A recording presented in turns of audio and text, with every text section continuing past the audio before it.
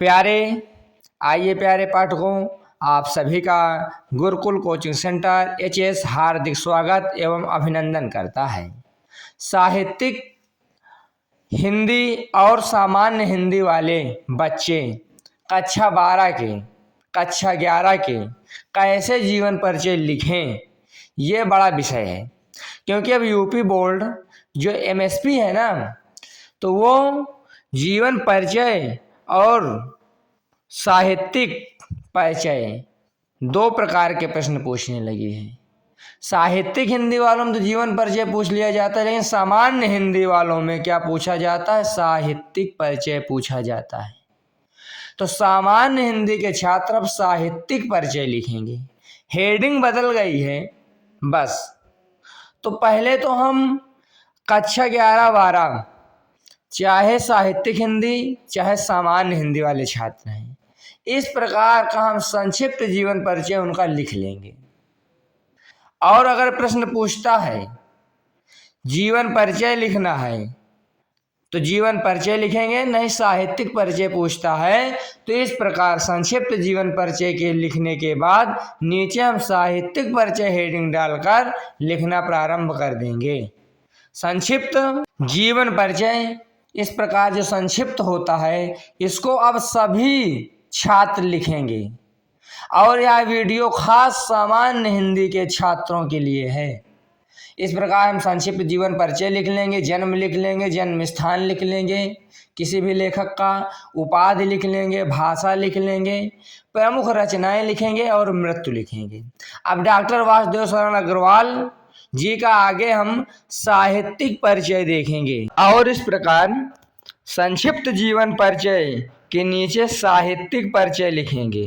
याद ध्यान रखिएगा कि क्योंकि प्रश्न पूछता है सामान्य हिंदी वालों से कि किसी एक लेखक का साहित्यिक परिचय देते हुए उनकी प्रमुख कृतियों का उल्लेख कीजिए, या किसी एक लेखक का साहित्यिक परिचय दीजिए, या किसी एक लेखक का साहित्यिक परिचय देते हुए भाषा शैली पर प्रकाश डालिए। तो हम क्या करेंगे? अब साहित्यिक परिचय तो अवश्य ही लगभग पूछता है, तो हम संक्षिप्त जीवन परिचय पहले उसकी लिखेंगे और फिर उसी के नीचे साहित्यिक परिचय इस प्रकार लिख के हेडिंग डालकर आगे लिखेंगे कि हिंदी के प्रसिद्ध निबंधकार डॉक्टर वासुदेव शरण अग्रवाल जी का जन्म 1904 ईस्वी मेरठ जनपद के खेड़ा नामक ग्राम में हुआ था। इतना तो हमको याद ही रखना है। अब इतना तो याद है ही जब संक्षिप्त जीवन परिचय लिखना है, क्योंकि साहित्यिक परिचय में भी हम इतना लिखेंगे, क्योंकि बिना किसी का जन्म हुए वो कुछ नहीं कर सकता। इनका बचपन लखनऊ में ही बीता और वहीं से ही इन्होंने एमए भी किया। इसके बाद ये मथुरा के पुरातत्व संग्रहालय के पद पर रहे। पीएचडी और डी लिट की उपाधि भी इनको।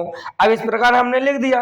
अब साहित्यिक परिचय की जगह पर अगर साहित्यिक हिंदी वाले वीडियो देख रहे हैं तो साहित्यिक परिचय के स्थान पर जीवन परिचय लिख लेंगे। और ये सामान्य हिंदी वाले देख रहे हैं तो इनको कोई बदलाव नहीं करना है। इसी प्रकार यदि यूपी बोर्ड परीक्षा में आप लिख लिए, नंबर कोई काटने वाला नहीं है। और अगर दूसरी तरीके अपनाएंगे, जिस प्रकार पहले हम कक्षा 9 और 10 में लिखते आए हैं सामान्य हिंदी के छात्र छात्रा, फिर उनके लिए गड़बड़ हो जाएगी और नंबर उनका कटना तय है। प्राप्त हुई इन्होंने हिंदी साहित्य में अमूल्य योगदान दिया है तथा श्रेष्ठ निबंधकार, टीकाकार और साहित्यिक ग्रंथों के कुशल संपादक भी थे। टीकाकार यानी जो टीका हुआ करती है छोटी पुस्तकों के लिए, जिसको आदमी जेब में भी रख लेता है। निबंध के अतिरिक्त इन्होंने संस्कृत, पाली, प्राकृत के अनेक ग्रंथों का भी संपादन किया है। भारतीय साहित्य और संस्कृत के गंभीर अध्येता के रूप में इनका, अध्येता का मतलब जो अध्ययन कर रहा हो, करता हो, नाम देश के विद्वानों में अग्रणी है। अग्रणी माने आगे है, सबसे ऊपर है। ऐसे महान साहित्यकार का निधन 1967 ईस्वी में हो गया। तो इस प्रकार साहित्यिक परिचय हो गया। साहित्यिक परिचय और आसान है, आप समझ जाएंगे तो आसान है। वीडियो देखिए, समझिए, लिखिए। अब प्रमुख कृतियां का उल्लेख कीजिए, शायद आ जाए कि साहित्यिक परिचय देते हुए प्रमुख कृतियां लिखिए। तो पहले संक्षिप्त जीवन परिचय लिखेंगे, फिर साहित्यिक परिचय लिखेंगे, फिर प्रमुख कृतियां लिखेंगे कि कल्प वृक्ष, पृथ्वी पुत्र, भारत की एकता, मातृभूमि, कल्पलता, वाग्धारा आदि इनकी प्रमुख रचनाएं हैं। इन्होंने इसके अतिरिक्त भी वैदिक साहित्य, दर्शन, पुराण, देखिए रचनाएं और कृतियां दोनों एक ही अर्थ है। भाई कृतियां पूछने तो कृतियां लिख देंगे, रचनाएं पूछ लेंगे तो यहाँ प्रमुख रचनाएं लिख जाएंगी, और कृतियां पूछे तो प्रमुख कृतियां लिखेंगे। और महाभारत पर अनेक विद्वत्पूर्ण लेख लिखे हैं। विद्वत्पूर्ण माने विद्वानता से भरे हुए। अब भाषा शैली भी हम अपने फेयर में लिख लेंगे। फेयर में तो हम सब कुछ लिखेंगे, और परीक्षा में जो पूछेगा वही लिखेंगे। तो सामान्य हिंदी वाले छात्र जिस प्रकार हम बताएं उनके लिए ही यह वीडियो है। पूरा इसी तरीके हम फेयर में छाप लेंगे सामान्य हिंदी के छात्र। और अगर साहित्यिक हिंदी के छात्र हैं तो साहित्यिक परिचय के स्थान पर जीवन परिचय लिखकर पूरा कर लेंगे। और सामान्य हिंदी वाले के लिए कोई परिवर्तन नहीं करना, पेन उठाइए और अपना फेयर इस वीडियो को देखकर कंप्लीट कर लीजिए।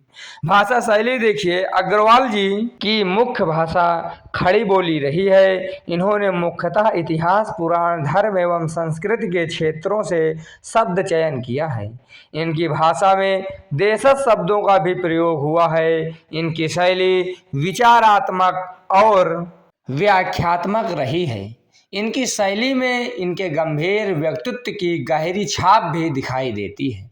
तो इस प्रकार साहित्यिक परिचय, भाषा शैली और प्रमुख कृतियां, प्रमुख रचनाएं आपके समक्ष प्रस्तुत हुई।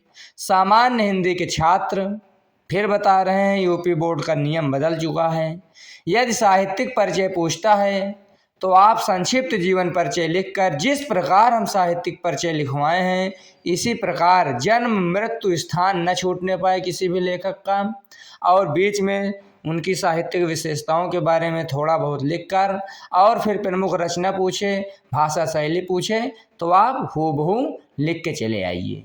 साहित्यिक यदि हिंदी वाले छात्र हैं तो साहित्यिक परिचय के स्थान पर जीवन परिचय लिखेंगे, संक्षिप्त जीवन परिचय आप भी लिखेंगे। अगर इस प्रकार जानकारी के बाद भी आप गलत करेंगे तो आपके नंबर कटने अब तय हैं, क्योंकि आपके नंबर यूपी बोर्ड में जब एग्जाम में कटे हैं नंबर।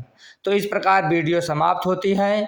हमसे जुड़ने के लिए आप सभी का बहुत बहुत धन्यवाद। विश्वास बनाए रखिए, हम इस आपके लिए समस्त प्रकार की हिंदी से संबंधित उपयोगी वीडियो लाते रहेंगे। और आप लोग चैनल सब्सक्राइब न किए हों तो सब्सक्राइब कर लें, लाइक करें, कमेंट करें, शेयर करें। आप सभी का बहुत बहुत स्वागत है और धन्यवाद।